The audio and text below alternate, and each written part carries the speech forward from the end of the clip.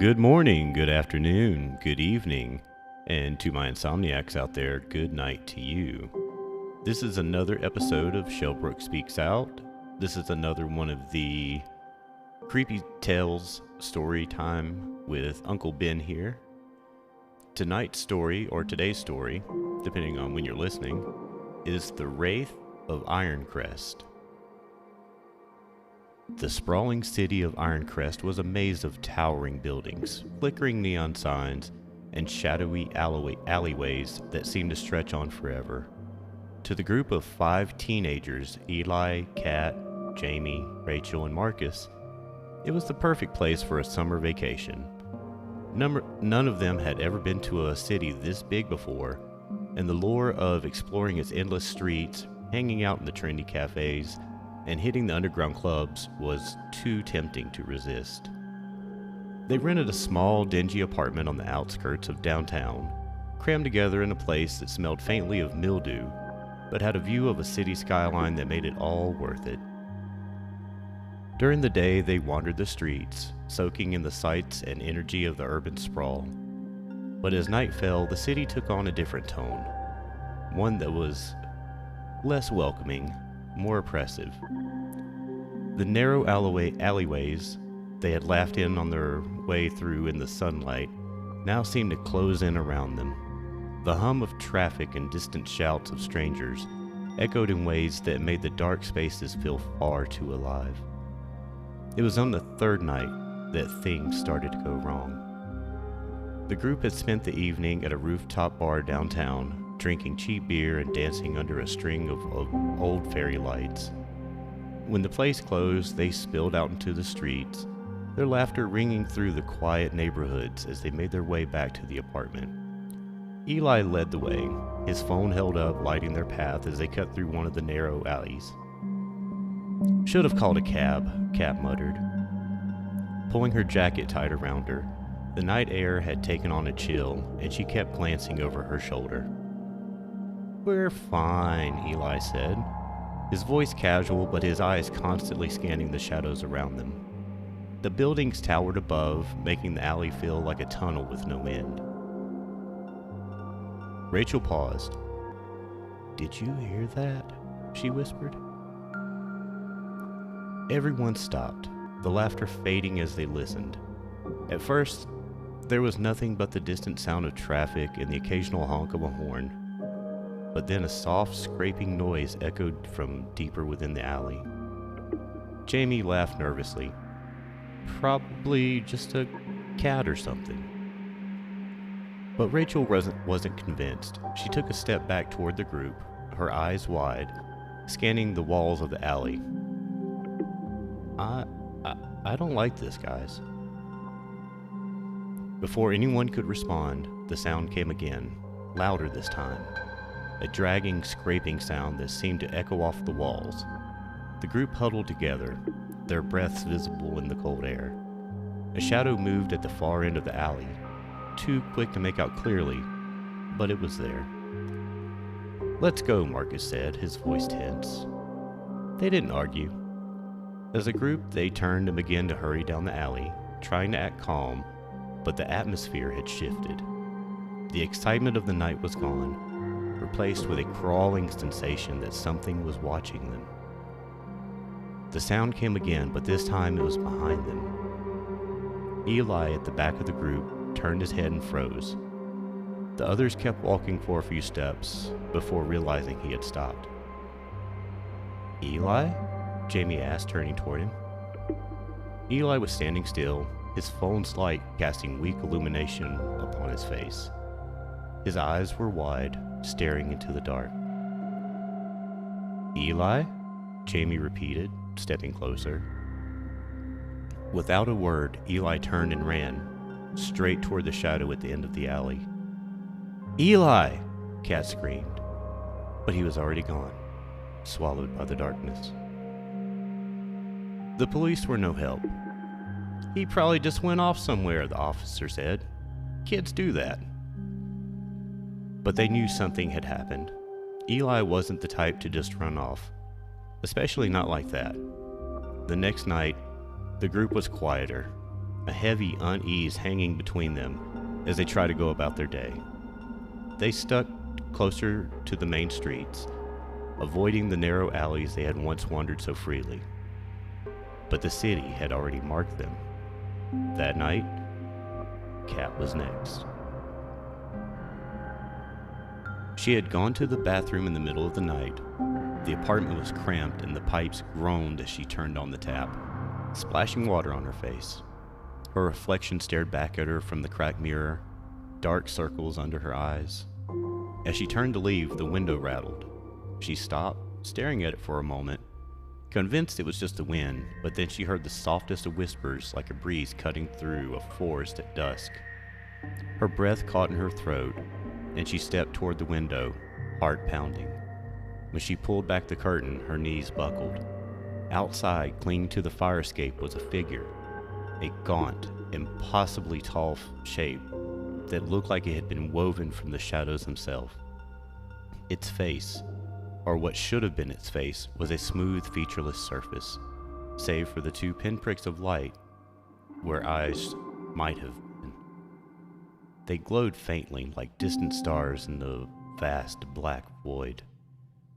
It moved, its fingers long and bony, scraping against the metal bars, that the same dragging sound that they had heard in the alley. Kat screamed, stumbling backward. The window shattered as it lunged. By morning, Kat was gone, and the remaining 3 were in a panic. They packed their bags, determined to leave the city, but the streets felt like a labyrinth. Every alley looked the same. Every shadow felt alive. They went to the police again, but it was the same response. No signs of foul play, no evidence of anything unusual. "We're leaving," Rachel said, her voice trembling as she pulled on her jacket. "We're getting out of here." But the city wasn't done with them yet. That night, Jamie disappeared too. The last thing Marcus heard was a faint scraping at the door, followed by a strangled cry. Now it was just him and Rachel. The 2 of them huddled in the corner of the apartment, the door locked, all the lights on, terrified and exhausted. "What is it?" Rachel whispered, with her voice hoarse. "What does it want?"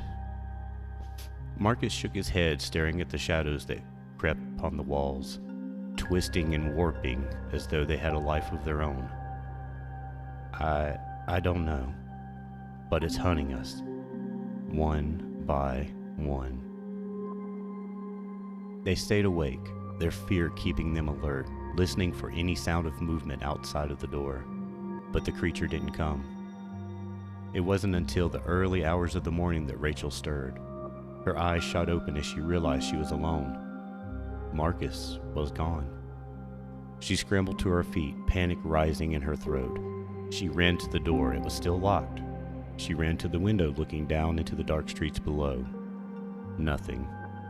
She was the last one left. And then she heard it, the faint scraping around sound from the apartment's fire escape. Rachel turned slowly, her heart hammering in her chest. There, clinging to the outside of the window, was the creature. Its glowing eyes bored into her, and its fingers scratched against the glass slowly, deliberately. In a frenzy of desperation, Rachel grabbed the nearest object, a lamp, and threw it at the window. The glass shattered and the creature let out a shrill, inhuman screech, but it did not retreat. It reached through the broken window, its hand grasping for her. Rachel ran. She didn't stop running until she was deep in the heart of the city, lost among the towering buildings and empty streets. She could still hear the scraping sound like the creature was following her, its long limbs dragging against the concrete. She ducked into an alley, hiding behind a dumpster, her chest heaving, eyes wide with terror. As she crouched there, trying to calm her ragged breathing, she heard a familiar voice, a whisper, soft and hoarse. "Rachel." She froze. It was Marcus, but something was wrong with his voice. It was strained, like it was coming from a faraway, like it was coming from far away and muffled by something heavy. She stood up, her body trembling, and stepped out from behind the dumpster. The alley was empty. "Rachel?" The voice came again, this time from the shadows at the far end of the alley.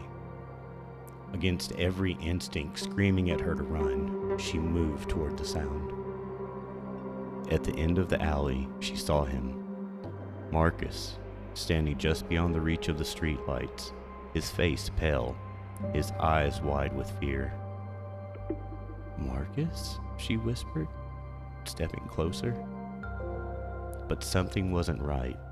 His body was stiff, unnaturally still, and his eyes, those were not his eyes. They were glowing faintly, just like the creature's. Rachel's breath caught in her throat as Marcus stepped forward, his movements jerky and unnatural. His mouth opened, but the voice that came out wasn't his. "Come with me." She turned and ran, the scraping sound chasing her, growing louder and more frantic. The buildings around her seemed to twist and warp. The alleyways were closing in as though the city itself were alive, trying to trap her. But she wouldn't let it.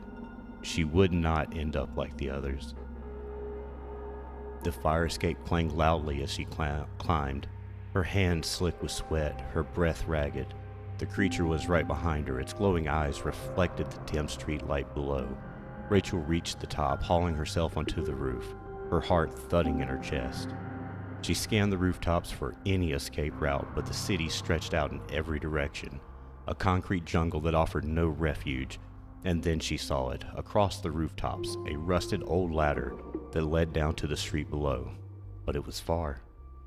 The creature was already pulling itself onto the roof, its movements too fast, too wrong.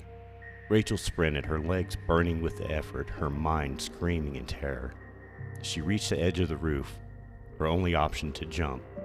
Without hesitation, she launched herself into the air, the gap between the buildings yawning beneath her. Her hand brushed the edge of the ladder, fingers barely gripping onto the rusted metal as she dangled above the street. The creature screamed, a high-pitched, unnatural sound as it reached the edge of the roof, but it didn't follow her. It just stood there, its eyes glowing, watching her as she pulled herself onto the ladder. As Rachel made her way down to the street, the creature vanished back into the shadows, its scraping sound fading with it. But Rachel knew it was still out there, waiting, and it wasn't done hunting. So I'm going to leave you with a cliffhanger on this one. If you would like, reach out to me at ben@benshelbrook.com and let me know if you'd like to hear an ending to this one. With all that, I'm your host, Ben Shelbrook. Sleep tight, and I'll catch you in the next one. Bye-bye for now.